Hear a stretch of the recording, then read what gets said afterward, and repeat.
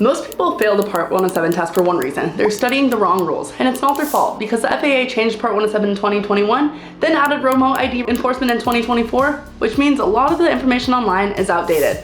So if you're watching old YouTube videos, reading Reddit threads, or using a study guide from a few years ago, you might actually be memorizing the wrong answers. And on a test where you can only miss 18 questions, this matters. So we're gonna fix that. Because the goal isn't just to pass the test, the goal is to understand what the FAA actually expects you to know, not what the internet keeps repeating. There are really 3 layers to this section: what the rules used to be, what the rules are now, and what the FAA actually tests. Those are not always the same thing, and the exam is designed to catch people who confuse them. The core operating rules are the foundation, and these are the ones you need to know without hesitation. Maximum altitude is 400 feet above ground level, meaning above the ground directly below your drone, not above sea level. There is, however, an exception that gets tested constantly. When flying within 400 feet of a structure, you are allowed to go up to 400 feet above that structure's highest point. So inspecting a 300-foot tower could legally put you at 700 feet above ground level, as long as you remain within 400 feet of that structure. Most people stop at 400 feet max, and that's actually why this question works so well on the exam. So maximum ground speed is 100 miles per hour or 87 knots. It's a hard limit, even if most aircraft you're flying will never realistically reach it in normal operations. Visual line of sight is non-negotiable. You or a visual observer must be able to see the aircraft at all times using unaided vision. Not binoculars, not a phone screen, and not FPV goggles alone. Once you lose your visual line of sight, you are no longer operating under standard Part 107 rules. Beyond visual line of sight operations are being developed under separate frameworks, but they are outside the scope of what we're being tested on here for the Part 107.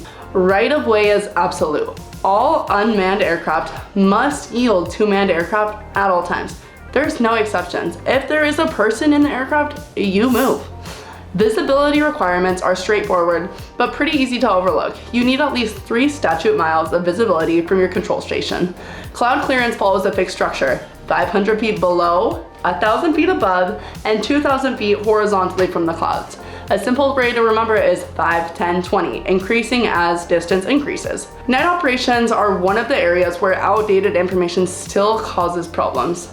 Prior to April 2021, night flight generally required a waiver. That requirement has been removed. Night operations are now permitted, but only under specific conditions. The aircraft must have anti-collision lighting visible for at least 3 statute miles, and that lighting must be flashing rather than constant. In addition, the remote pilot must have completed the appropriate training covering night operations. The rule is no longer waiver required, but it is also not unrestricted. The requirements shifted, they just didn't disappear. Operations over people introduce a different layer of complexity. Before 2021, this was largely restricted without a waiver. The updated framework introduced 4 categories, and the goal is not to memorize every detail, but to actually understand how this structure works. So Category 1, this applies to aircraft weighing 0.55 pounds, 250 grams, or less at takeoff, providing they do not have exposed rotating parts capable of causing lacerations.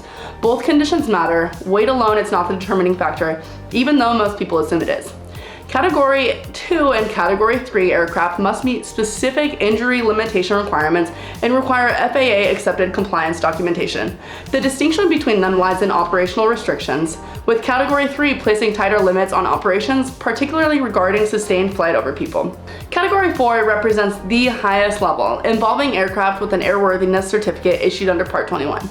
This is closer to traditional aviation certification and is not typical for most small UAS operations. The broader concept is progression. As you move from Category 1 to Category 4, both requirements and restrictions increase. Another critical distinction the FAA tests is the difference between flying over people and sustained flight over open air assemblies. These are not treated the same, and missing that distinction is a common source of incorrect answers.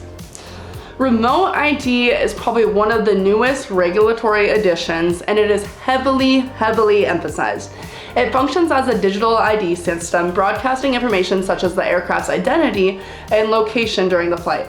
Enforcement for this began on March 16, 2024, marking the end of the grace period that the FAA gave you. Compliance is structured in 3 ways. Standard remote ID refers to drones with built-in capability from the manufacturer.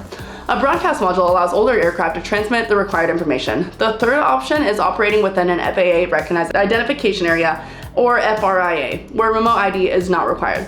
These areas are specifically designed and cannot be created independently by operators. Registration requirements are tied to weight. Any drone over 0.55 pounds, 250 grams, must be registered with the FAA. The cost is only $5 and registration remains valid for 3 years.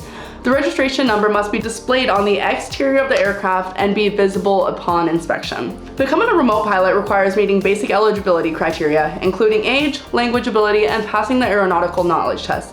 Once issued, the certificate itself does not expire. Operating privileges, however, depend on maintaining currency through recurrent training every 24 calendar months. That phrasing is precise, calendar months, not simply 2 years. Completing recurrent training in March, for example, extends currency through the end of March 24 months later. The FAA's wording matters, and the exam reflects that precision entirely. Most missed questions come from predictable areas. Night operation questions often include outdated waiver requirements as distractors. Altitude questions frequently hinge on whether the structure exception is recognized. Remote ID questions test familiarity with all 3 compliance methods. Operations over people scenarios require identifying the category based on specific details. Recurrent training questions rely on recognizing the exact phrasing of 24 calendar months. These are not obscure technicalities, they are deliberate design choices meant to differentiate between memorization and understanding. The FAA is not testing whether you can repeat information. It's testing whether you can apply current regulations correctly. Passing this exam comes down to accuracy, not effort. I'm Allisyn, I make electronics make sense, and if you want to actually understand this instead of guessing your way through it, follow along.